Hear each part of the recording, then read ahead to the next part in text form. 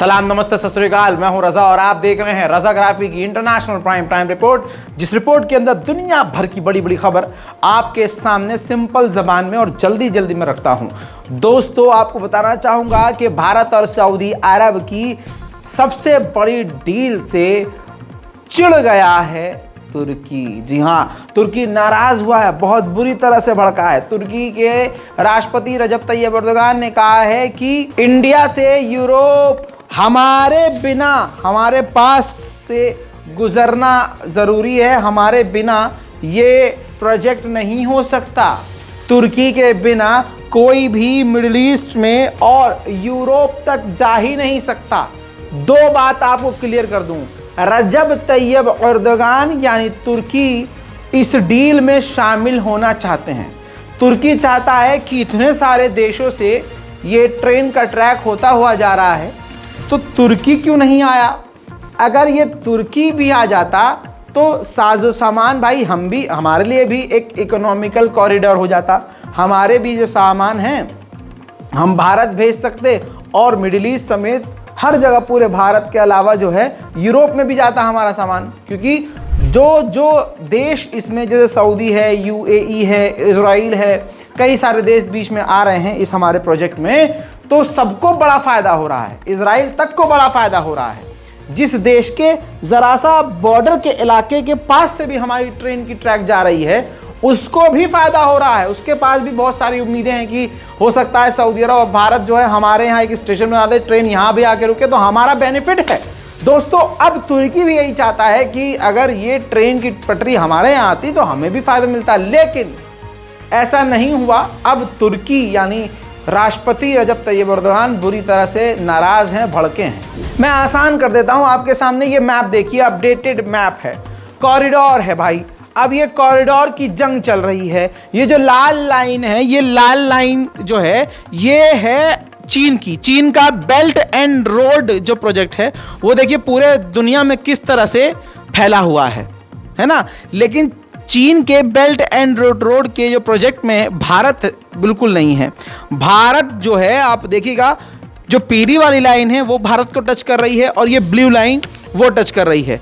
जो पीली वाली लाइन है वो नॉर्थ साउथ कॉरिडोर है, जिसमें ईरान भी शामिल है। चाबहार पोर्ट आप सुन चुके हैं। लेकिन अब जो नया वाला जो कॉरिडोर है, जो नया वाला ब्लू लाइन है, वो India middle east Europe economic corridor है। यानी ये जो है सबसे अहम है। भारत की राजधानी दिल्ली सीधा जुड़ जाएगी इससे, बिल्कुल जर्मनी के पास तक भारत पहुंच जाएगा। अब दोस्तों समझने की कोशिश कीजिए, भारत अब इससे मिडिल ईस्ट तक और सीधा कहां तक पहुंच रहा है? यूरोप तक पहुंच रहा है। ये मैप को आप सेव कर लीजिए, क्योंकि भविष्य में यही चीज आपके, अगर आप पढ़ाई लिखाई कर रहे हैं तो आपके ये भविष्य में काम आएगा। ध्यान रखिएगा, भारत दो कॉरिडोर का हिस्सा है और इन दो कॉरिडोर को मिला लीजिए आप, चाहे नॉर्थ साउथ कॉरिडोर, चाहे India middle east Europe economical corridor, यानी पीली वाली पट्टी मिला लीजिए और नीली वाली पट्टी, ये दोनों मिलकर भी चीन वाले जाल से बड़े नहीं हैं। लेकिन फिर भी चाइना को भी बुरा लगा है और तुर्की को भी इस डील से अच्छा नहीं लगा है। मेरे दोस्तों, आपको बता दूं कि G20 के बड़े बड़े नेता भारत से धीरे धीरे करके निकल चुके हैं, लेकिन मोहम्मद बिन सलमान काफ़ी समय भारत में टिके रहे और भारत के कई जगह का दौरा किया और उन्होंने मोदी जी के साथ एक लंबा समय बिताया, जिसका नतीजा ये हुआ कि भारत और सऊदी अरब के बीच बड़ी डील हो गई। और पाकिस्तान को तगड़ा झटका ये लगा कि ऊपर से नीचे तक का जोर लगा दिया, लेकिन मोहम्मद बिन सलमान पाकिस्तान की तरफ मुंह भी नहीं किए, गए ही नहीं। अब उल्टा खेल ये हो गया कि प्रधानमंत्री मोदी और मोहम्मद बिन सलमान ने जॉइंट स्टेटमेंट जारी किया आतंकवाद के खिलाफ, लेकिन पाकिस्तान का नाम लिए बिना पाकिस्तान पर कटाक्ष कर दिया।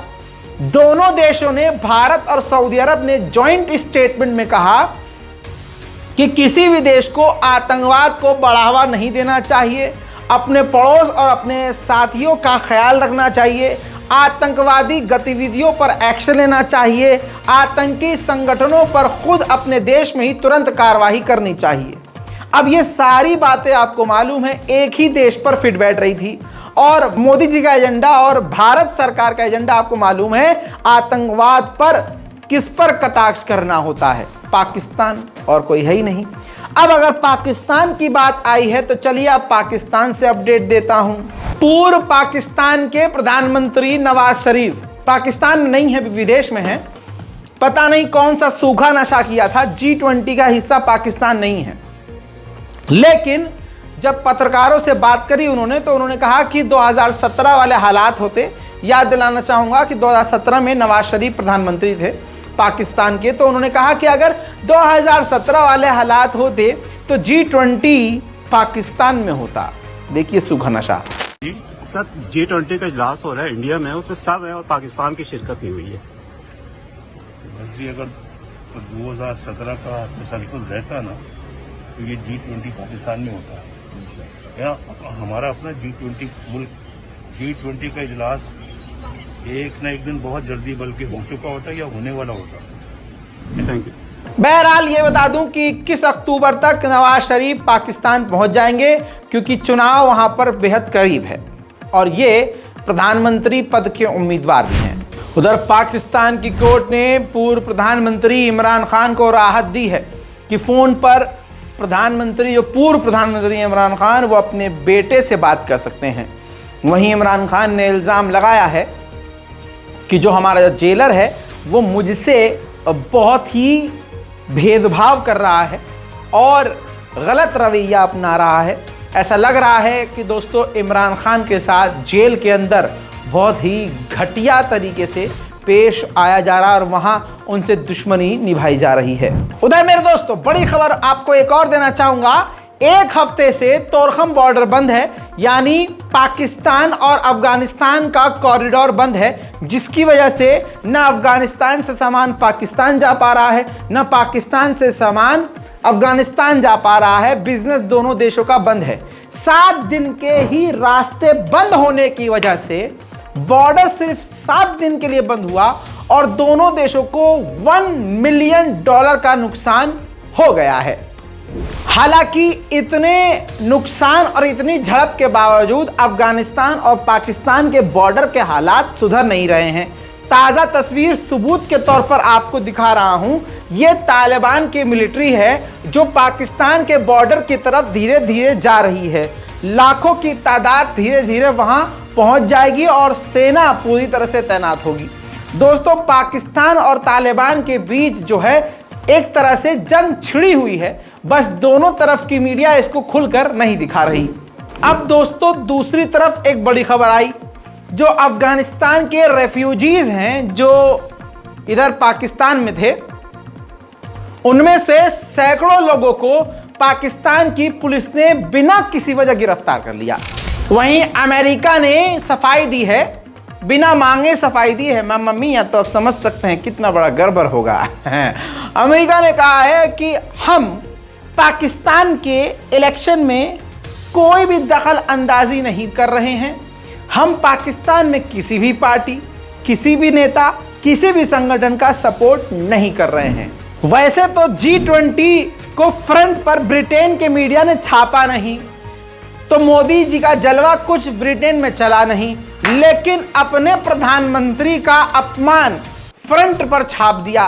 ब्रिटेन का सबसे बड़ा अखबार द गार्डियन ने फ्रंट पर ही छापा और इसको कई बार कवर किया गया है। डिजिटल मीडिया का सोर्स आपके सामने है, जिसमें द गार्डियन ने लिखा कि ये जो ऋषि सुनक थे हमारे ब्रिटेन के प्रधानमंत्री, उनको मोदी जी ने इग्नोर किया। भारतीय मूल के होने की वजह से ब्रिटेन के लोगों को उम्मीद थी और ऋषि सुनक को भी और सरकार को हमारी ये उम्मीद थी कि प्रधानमंत्री जो भारत के मोदी हैं वो स्पेशल ट्रीटमेंट देंगे, सबसे ज्यादा अहमियत देंगे, लेकिन अहमियत वो नहीं दी गई जो ऋषि सुनक को देनी चाहिए थी। पूरा अखबार और ब्रिटेन के तमाम मीडिया इसी मामलों को लेकर मोदी सरकार पर गुस्सा हैं। G20 की मीटिंग पर चाइना ने 2 तरह का बयान दिया है, बेचारा कंफ्यूज है। पहले बुराई करी। G20 को लेकर चीन ने कहा कि जो भारत है वो सुपर पावर बनने का ख्वाब देख रहा है, जो कि पूरा नहीं हो सकता। दूसरी तरफ चाइना ने तारीफ भी करी, कहा कि कभी ऐसा नहीं होता है, बहुत मुश्किल होता है कि जॉइंट स्टेटमेंट एक साथ तमाम देशों को राजी करके दिया जाए। लेकिन मोदी सरकार को ये कामयाबी मिली, भारत को कामयाबी मिली कि तमाम देशों को राजी करके एक जॉइंट स्टेटमेंट जारी किया गया। साथ में ये भी कहा कि ये जो डील हुई है सऊदी अरब से लेकर मिडिल ईस्ट से लेकर यूरोप तक की, इस इकोनॉमिकल कॉरिडोर को जियोपॉलिटिकल नहीं होना चाहिए। यानी भारत को और तमाम देशों को जो इस डील में शामिल हुए हैं उनको इसका पॉलिटिकल फायदा नहीं उठाना चाहिए, जबकि चाइना पॉलिटिकल फायदा ससुरा सबसे ज्यादा खुद उठाता है। खालिस्तानी लीडर पन्नू ने एक बार फिर से भारत को धमकी दी है। पहले तो एक बहाना बनाया, कहा कि हमारे भी प्रधानमंत्री जस्टिन ट्रूडो का जो है भारत में अपमान किया गया और उनको अहमियत नहीं दी गई। अब अगर भारत ने हमारी बात नहीं सुनी तो पछताना पड़ेगा। हमारे यहाँ कनाडा में जो इंडियन एम्बेसडर है वर्मा, उसको भारत वापस बुला ले और अपना यहाँ जो दूत है अपना ये सब बिल्डिंग बंद कर दे, वरना अपने प्रधानमंत्री का बदला हम उनसे लेंगे। कनाडा के प्रधानमंत्री जब भारत आए थे तो जस्टिन ट्रूडो के साथ एक सीन हो गया, उनके साथ भी बेचारा बड़ा खतरनाक मामला हो गया। हुआ ये कि जिस जहाज में वो आए थे वो जहाज भारत में आकर खराब हो गया, तो उनको 36 घंटे भारत में एक्स्ट्रा रुकना पड़ा। इस दौरान जस्टिन ट्रूडो ने अपने देश से बैकअप जहाज मंगवाया, वहां से जहाज उड़ा, लेकिन भारत आने से पहले उसका रूट डाइवर्ट कर दिया गया, वो भारत नहीं आया। इसका रीजन नहीं बताया ना भारत ने ना खुद कनाडा ने। अब इसके बाद भारत ने कहा कि माननीय हमारे दोस्त, हम आपको एयर इंडिया दे रहे हैं, आप हमारा जहाज ले जाइए, उससे चले जाइए। तो जस्टिन ट्रूडो ने मना कर दिया कि नहीं, हम अपने ही इस जहाज को अब ठीक करेंगे और इसी से वापस जाएंगे। फिर इसके बाद लंबे समय तक जस्टिन ट्रूडो को भारत रुकना पड़ा, वही 36 घंटे, फिर अपने ही जहाज को ठीक किया, तब जाकर जस्टिन ट्रूडो अपने उस जहाज से कनाडा पहुंचे हैं। कहा जाता है कि जस्टिन ट्रूडो का ये जहाज है, ये 36 साल पुराना है और ये जहाज पहली बार खराब नहीं हुआ, अक्सर खराब होता रहता है। कल मैंने बताया था कि 33 साल बाद कोई फ्रेंच मिनिस्टर, और वो भी सीधा राष्ट्रपति, बांग्लादेश पहुंचा। चर्चा होने लगी कि भाई ऐसा कैसे, और इतना ज्यादा फ्रैंक इमैनुअल मैक्रोन वहां आम लोगों से मिल रहे हैं, उनके साथ बैठ के खाना खा रहे हैं। ये तमाम चीजें मैं कल की अंतर्राष्ट्रीय रिपोर्ट इंटरनेशनल प्राइम टाइम में दिखा चुका हूं, जाके देख लीजिएगा। अब सवाल ये हुआ कि भाई इतने क्लोज कैसे हो गए, तो अब मामला ये निकल के आ रहा है कि बांग्लादेश भी फ्रांस से फाइटर जेट खरीदने वाला है। दो तरह के फाइटर जेट खरीद सकता है, या तो वो राफेल खरीद सकता है या फिर वो यूरो फाइटर खरीदेगा, जो कि भारत के लिए अच्छी खबर नहीं है। सन 2021 में मोदी सरकार ने स्पेन से 56 C-295 जो है मिलिट्री एयरक्राफ्ट ऑर्डर किए थे। उसकी खासियत ये होती है कि आर्मी और हथियार उस बड़े वाले जहाज में भरकर ट्रांसपोर्ट किया जाता है। भारत को उसकी भारी मात्रा में ज़रूरत थी। मोदी सरकार ने एक झटके में 56 जहाज जो है ऑर्डर कर दिए और अब उनमें से 16 रेडी टू फ्लाई हैं, बिल्कुल तैयार है। अब भारत के एयर मार्शल VR चौधरी मौजूद हैं स्पेन में, जो उन 16 जहाज़ों को खुद लेकर भारत आएंगे और बाकी के बचे हुए जहाज को भारत में ही टाटा कंपनी बनाएगी। दोस्तों, अंतर्राष्ट्रीय रिपोर्ट में इतना ही। हमारे चैनल को सब्सक्राइब कर लीजिए, क्योंकि सिर्फ यही रिपोर्ट नहीं, कोई बिग ब्रेकिंग होगी तो तुरंत वो भी यहाँ पर हम अपलोड करते हैं, तुरंत जानकारी देते हैं। कोई भी बड़ी खबर आपसे हम छुपाते नहीं हैं। जल्दी से चैनल को सब्सक्राइब कीजिए। मैं हूँ रज़ा और आप देख रहे थे रज़ाग्राफी। जय हिंद।